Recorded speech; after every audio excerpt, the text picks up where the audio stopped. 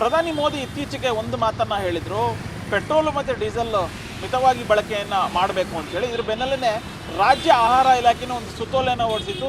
ರಾಜ್ಯದಲ್ಲಿರುವಂಥ ಎಲ್ಲ ಪೆಟ್ರೋಲ್ ಬಂಕ್ಗಳಲ್ಲೂ ಕೂಡ ಪ್ಲಾಸ್ಟಿಕ್ ಬಾಟಲಿಗಳಲ್ಲಿ ನೀವು ಪೆಟ್ರೋಲನ್ನು ಹಾಕಬಾರ್ದು, ಒಂದು ವೇಳೆ ನಿಯಮವನ್ನು ಉಲ್ಲಂಘನೆ ಮಾಡಿದರೆ ಅಂತಹ ಬಂಕ್ಗಳ ವಿರುದ್ಧ ಕಠಿಣವಾದಂಥ ಒಂದು ಕ್ರಮವನ್ನು ಕೈಗೊಳ್ತೀವಿ ಅನ್ನುವಂಥ ಒಂದು ಎಚ್ಚರಿಕೆಯನ್ನು ಕೂಡ ಕೊಟ್ಟಿದ್ದು. ಸದ್ಯ ನಾನು ಕೋಲ್ಸ್ ಪಾರ್ಕ್ನಲ್ಲಿದ್ದೀನಿ. ಕೋಲ್ಸ್ ಪಾರ್ಕ್ನ ಬಳಿ ಇರುವಂತಹ ಒಂದು ಪೆಟ್ರೋಲ್ ಬಂಕ್ನ ಮುಂಭಾಗ ಇದ್ದೀನಿ. ನಾನು ನಿಮಗೆ ಇಲ್ಲಿ ತೋರಿಸ್ತಾ ಹೋಗ್ತಾ ಇದ್ದೀನಿ. ಈಗಾಗಲೇ ಬೃಹದಾಕಾರದ ಒಂದು ಬೋರ್ಡನ್ನು ಕೂಡ ಹಾಕಲಾಗಿರುವಂಥದ್ದು.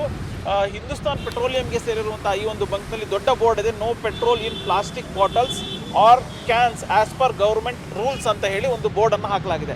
ಜೊತೆಗೆ ministry of petroleum and natural gas ಕಂಪನಿಯನ್ನು ಕೂಡ ಒಂದು ಆದೇಶವನ್ನು ಹೊರಡಿಸಿದೆ.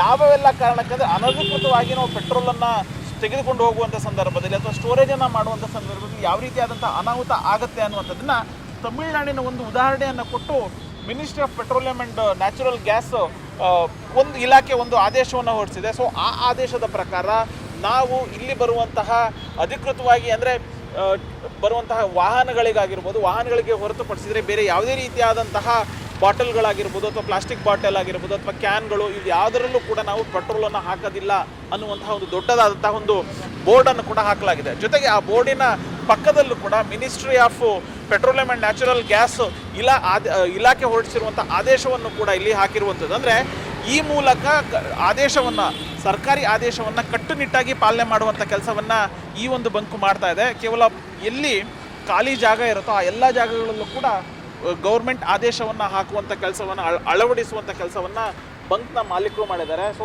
ಆ ಮೂಲಕ ಸರ್ಕಾರದ ಆದೇಶವನ್ನು ಕಟ್ಟುನಿಟ್ಟಾಗಿ ನಾವು ಪಾಲನೆಯನ್ನು ಮಾಡ್ತಾ ಇದ್ದೀವಿ. ಜೊತೆಗೆ ಬರುವಂತಹ ಗ್ರಾಹಕರು ಅಧಿಕೃತವಾದಂತಹ ಅಂದರೆ ಕಂಟೈನರ್ ಆಗಿರ್ಬೋದು ಅಥವಾ ವಾಹನಗಳಾಗಿರ್ಬೋದು ಇಂತಹವುಗಳಿಗೆ ಮಾತ್ರ ನಾವು ಪೆಟ್ರೋಲ್ ಅಥವಾ ಡೀಸೆಲನ್ನು ಹಾಕ್ತೀವಿ.